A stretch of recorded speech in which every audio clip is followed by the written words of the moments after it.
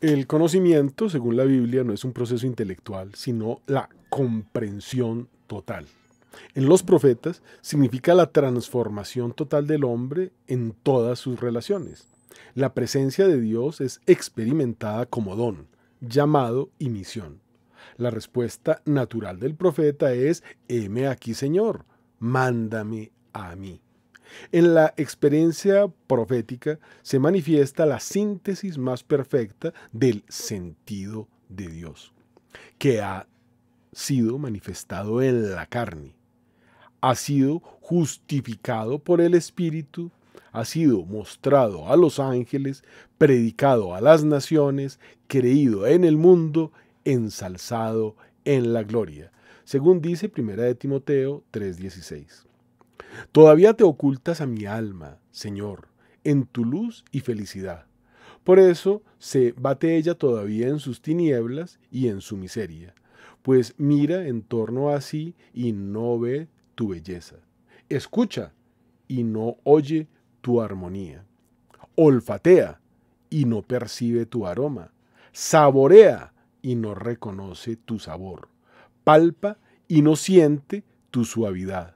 Los sentidos de mi alma se han endurecido, se han embotado, se han obstruido por la antigua flaqueza del pecado. Tanto en el Antiguo como en el Nuevo Testamento existen referencias explícitas a los sentidos espirituales. Algunos ejemplos de esta tradición son los siguientes. En el Antiguo Testamento se afirma que los creyentes deben probar y ver que el Señor es bueno, dice el Salmo 34:9. Y en el Nuevo, contemplar la gloria del Señor como en un espejo, nos dirá 2 Corintios 2:18. Los fieles inhalan el dulce aroma de Cristo en 2 Corintios 2:15 y pueden tocar con sus propias manos la palabra de vida, nos dice 1 Juan 1:1.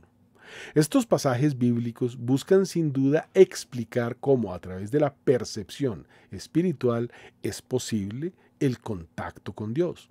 Platón se refería a la contemplación de las formas con los ojos del alma y la vista de la mente. Y eso que era un pagano.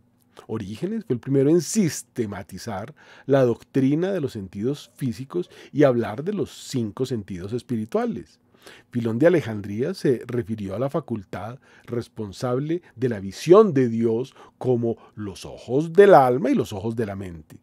El sentido de lo sobrenatural, la fe, es el más fuerte porque es espiritual. En realidad, el misterio del hombre no se ilumina de veras más que en el misterio del Verbo encarnado, nos dirá en Gaudium Spes Juan Pablo II. Cristo se presenta como la gran presencia de lo que lo ilumina todo, que lo interpreta todo. Verbo de Dios, encarnado entre nosotros, representa la plenitud de sentido en un mundo que está en busca del sentido perdido. La gnoseología es la facultad de conocer y estudia la posibilidad, el origen o medios, la naturaleza o esencia y la fenomenología del conocimiento. La epistemología estudia las circunstancias históricas, tales como verdad, objetividad, realidad o justificación. ¿Cómo conocemos? ¿Cuáles son las fuentes del conocimiento? ¿Cómo diferenciamos lo verdadero de lo falso? ¿Y cuántos son los tipos de conocimiento? Sin embargo, ninguna de estas ciencias pueden explicar el sentido de Dios. Son solo antropología, es decir, solo ven al hombre. Nada de cuanto es puede ser sin ti, Señor. En teología cristiana se entiende por gracia divina o gracia santificante un favor o don gratuito concedido por Dios para ayudar al hombre a cumplir los mandamientos, salvarse o ser santo. Como también se entiende el acto de amor unilateral e inmerecido por el que Dios llama continuamente las almas hacia sí, el sentido de Dios. El sensus fidei es la comprensión de fe que hace al discípulo cada vez más afín al Maestro. En el Nuevo Testamento se encuentran referencias como sensus domini y nosotros, mente del Señor tenemos. Se puede leer en 1 Corintios 2:16. Nosotros, es decir, los hombres espirituales. Esos tienen el instinto sobrenatural que les hace entender las cosas de Dios, porque se las muestra el Espíritu Santo que está en ellos. Esa permanencia en nosotros del Espíritu Santo que nos da el sentido de Cristo, el sentido de Dios, es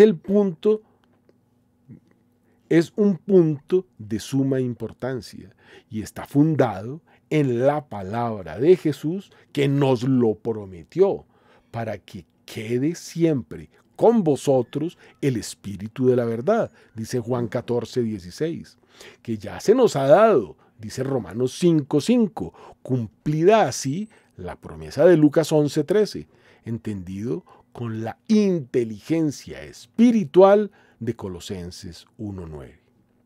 San Agustín decía que la fe no anula los ojos de la razón, más aún, los integra en provecho de la verdad. Era lo que sucedía con los primeros cristianos, permitiéndoles desafiarlo todo, hasta el martirio, con la inquebrantable certeza de estar en la fe de Dios.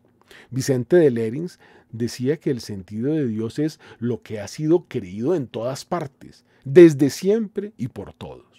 La tradición teológica de Alberto Magno y Santo Tomás de Aquino lo traduce como una actividad del creyente que se adhiere a la revelación y se invocará para la proclamación de los últimos dogmas marianos.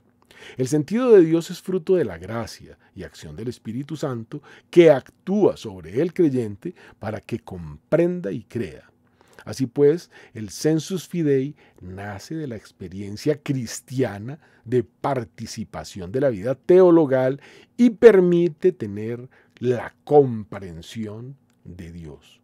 Por eso, no cesamos de orar por vosotros y de pedir que alcancéis pleno conocimiento de su voluntad, con toda sabiduría e inteligencia espiritual. Colosenses 1:9.